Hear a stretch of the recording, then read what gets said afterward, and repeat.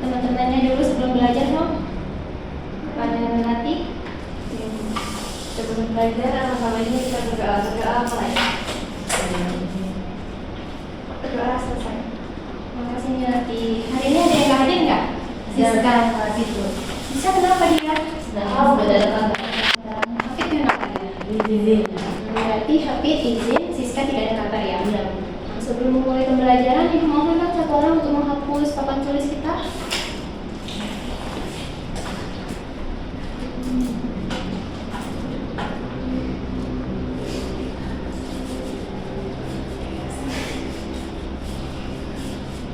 Bu, ayo lepas sepatu, Bu. Kenapa Arin nggak pakai sepatu? Sakit kakinya Bu. Kenapa bisa sakit? Jatuh. Di pintu. Semoga cepat sembuh ya Arin. Nah, di sini kalian udah sarapan belum? Sudah makan siang belum? Sudah belum. Nah, yang udah makan siang hari ini makan siangnya pas sehat lima sempurna nggak? Enggak, sehat Enggak ya. aja Gimana ini yang mau menerapkan pola hidup sehat kalau makannya nggak pas sehat lima sempurna? yang penting kenyang, Bu. Oh ya, selain makan Pak Sehat Lima Sempurna juga harus diiringi dengan olahraga.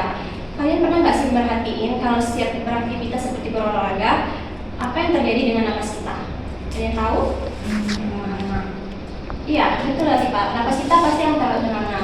Tanpa kalian, kalau misalnya paru-paru itu bukan cuma untuk sebagai sistem pernapasan, tapi paru-paru itu juga berfungsi sebagai sistem ekskresi. Nah, ngomong-ngomong soal sistem ekskresi ini masih berkenaan dengan materi kita minggu lalu. Ada yang tahu masih apa itu pengertian dari sistem ekskresi? Saya, Bu. Ya, Rin, apa? Sistem pengeluaran zat sisa metabolisme dalam tubuh. Ya, betul Arin. Jadi sistem ekskresi itu merupakan salah satu organ yang berfungsi dalam pengeluaran zat-zat sistem metabolisme. Nah, kalian pernah nggak sih merasa kalau misalnya setiap tidur malam itu tuh seringkali napas kalian tuh baunya terasa tidak enak, ya kan? Ada yang pernah berpikir itu kenapa? Nggak tahu. Nah, salah satu penyebab nafas kita itu tidak enak, tidak sedap baunya itu dikarenakan karena di paru-paru itu ada penumpukan zat-zat gas-gas yang seperti sulfur. Nah, kalau kita tidur itu biasanya tuh produksi air liur kita itu sedikit sehingga menyebabkan pembersihan mulut itu kurang. Jadi zat-zat sulfur itu tuh terasa sangat menyengat kalau misalnya kita tidur. Nah, ngomong soal mengenai sistem ekskresi, hari ini kita akan mempelajari bahwa paru-paru sebagai sistem ekskresi dengan tujuan pembelajaran.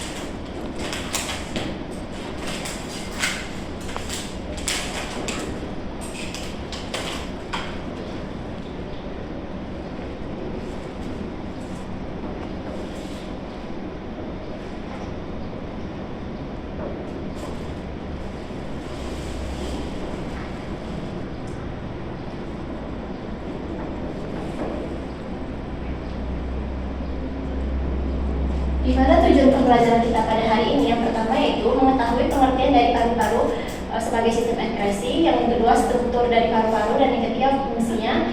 Terus yang kedua mengetahui mekanisme paru-paru sebagai sistem ekskresi. Nah, paru-paru itu merupakan organ dalam sistem pernapasan. Selain merupakan organ dalam sistem pernapasan, paru-paru ini juga merupakan organ dalam sistem ekskresi. Di mana paru-paru ini mempunyai dua bagian, yaitu paru-paru kanan dan paru-paru kiri. Setiap organ paru-paru ini mempunyai berat yang berbeda-beda. Untuk paru-paru kanan sendiri itu beratnya 620 gram. Kalau paru-paru kiri itu beratnya 560 gram. Nah, untuk struktur dari paru-paru ini, pada sebelumnya kalian udah pernah belajar mengenai sistem pernapasan kan?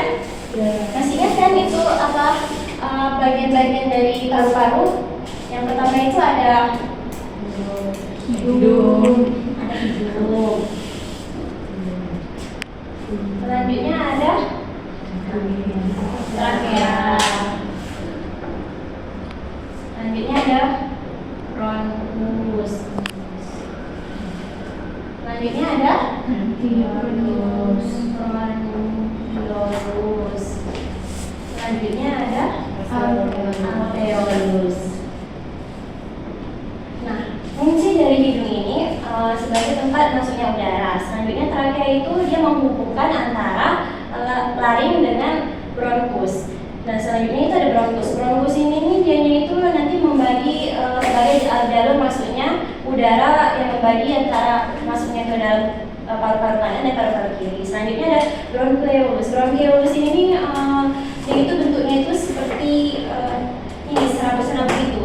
Dia ini nanti fungsinya untuk mengalirkan udara ke alveolus. Nanti alveolus ini lah nantinya udara seperti oksigen dan karbon dioksida saling bertukar.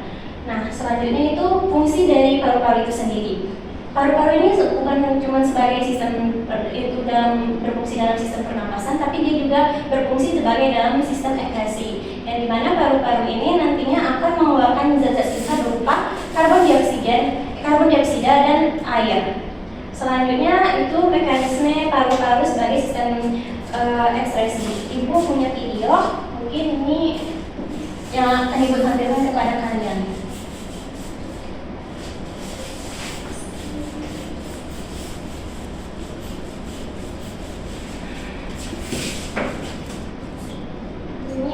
Dipahami dulu. Halo semuanya, di video ini kita akan membahas mengenai mekanisme kerja paru-paru sebagai sistem ekskresi. Jadi, selain sebagai alat pernapasan, paru-paru juga berperan sebagai alat ekskresi. Dengan bernapas, kamu mengambil oksigen dari udara dan mengeluarkan sisa buangan respirasi sebagai berupa karbon dioksida dan uap air yang dikeluarkan melalui paru-paru. Ekskresi karbon dioksida dan uap air erat kaitannya dengan sistem pencernaan dan sistem sirkulasi pada manusia. Zat nutrisi yang dicerna dari makanan oleh sistem pencernaan tubuh diubah menjadi energi untuk digunakan oleh tubuh. Zat nutrisi diedarkan melalui darah ke sel-sel seluruh tubuh.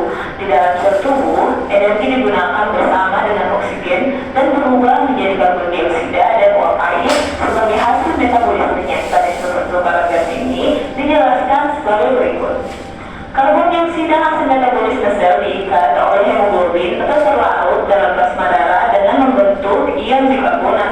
Reaksi ini dikatalisis oleh enzim karbonik anhidrase.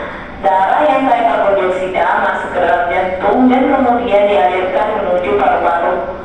Saat darah dalam pembuluh kapiler di paru-paru dan berdekatan dengan alveolus, terjadilah proses difusi, yaitu proses perpindahan molekul gas dari konsentrasi tinggi ke konsentrasi rendah. Sel darah merah memiliki konsentrasi gas karbon dioksida yang lebih tinggi sehingga dipindahkan ke alveolus. Sebaliknya, alveolus memiliki konsentrasi oksigen lebih tinggi sehingga oksigen dipindah ke sel darah. Setelah itu, karbon dioksida dan uap air dikeluarkan lewat hidung. Nah, itu tadi penjelasan mengenai mekanisme kerja paru-paru sebagai sistem ekskresi. Sampai. Nah, dari video ini adakah dari kalian yang belum mengerti mengenai mekanisme paru-paru sebagai sistem ekskresi? Mungkin videonya terlalu rumit. Ibu akan menjelaskan secara sederhana proses mekanisme paru-paru sebagai sistem ekskresi. Pertama itu saat kita menghirup udara akan masuk melalui hidung, kemudian akan dialirkan ke trakea. Di trakea, udara akan dialirkan lagi ke bronkus. Nah, di bronkus ini udara akan dibagi ke dalam kedua paru-paru, yaitu ke paru-paru kanan dan paru-paru kiri. Nah, di bronkus ini nantinya oksigen akan dibawa lagi ke bronkiolus. Nah, di bronkiolus ini oksigen akan dialirkan lagi ke alveolus. Di alveolus ini akan terjadi pertukaran udara antara karbon dioksida dan oksigen. Nah, selanjutnya oksigen itu akan diikat oleh pembuluh darah di mana hemoglobin akan mendifusikan oksigen ke jantung. Nah, nantinya di jantung itu darah yang mengandung oksigen akan dipompa ke seluruh tubuh. Nah, proses hasil dari darah yang dipompa yang mengandung oksigen ini akan dipompa ke seluruh tubuh yang akan nantinya menghasilkan karbon dioksida. Karbon dioksida ini nantinya akan dibawa lagi oleh pembuluh darah ke alveolus. Nah, di alveolus ini nantinya karbon dioksida akan dikeluarkan melalui mulut dengan uap air. Dari penjelasan seperti ini, apakah ada yang belum mengerti?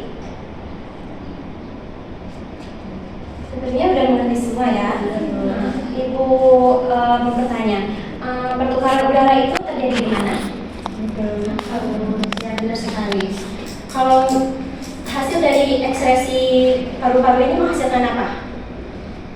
Ada yang tahu? Karbon dioksida dan dua paru. Ya, karbon dioksida dan paru. Ibu rasa kalian sudah mengerti mengenai sistem ekskresi paru-paru sebagai sistem ekskresi. Di sini Ibu mungkin ada latihan untuk kalian. Itu akan membuat kalian menjadi dua kelompok. Kalian ada berapa orang? Ada 6 orang ya, tiga. Kelompok 1 itu terdiri dari Melati, Latifa, Aziza. Kelompok 2 itu terdiri dari Juliana, Arin, dan Tusi. Nah, ini ada lembaran APD. Sebelum mengerjakan itu ada arahan.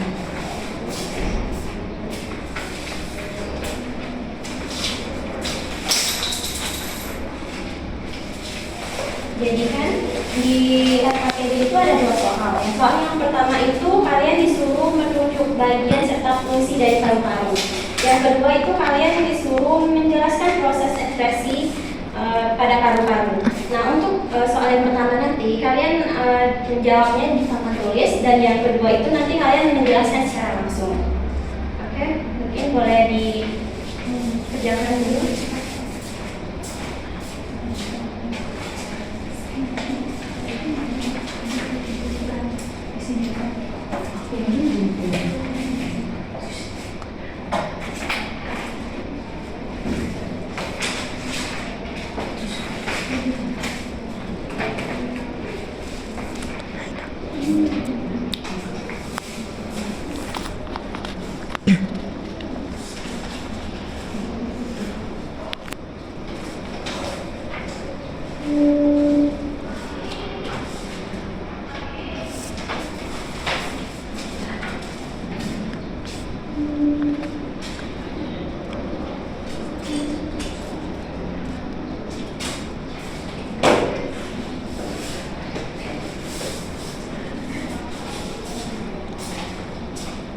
Gimana? Sudah selesai? Ada lagi? Gimana?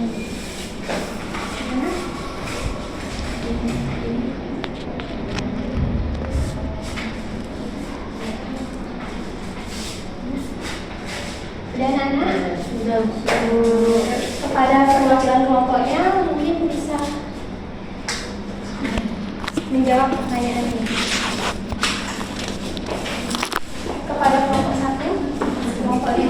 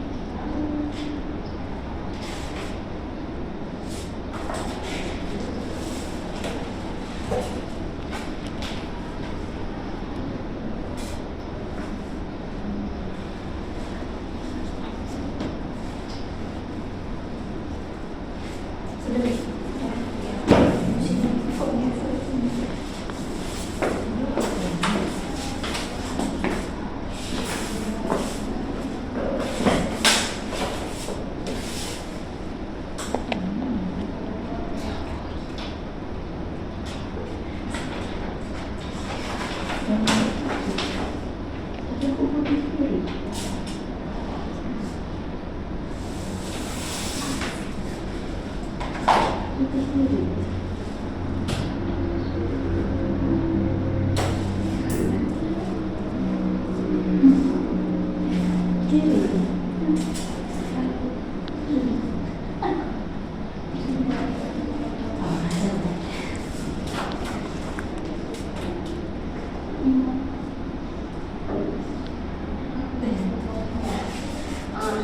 jawaban dari kelompok 1 dan kelompok 2 sebenarnya perlu kita koreksi dulu.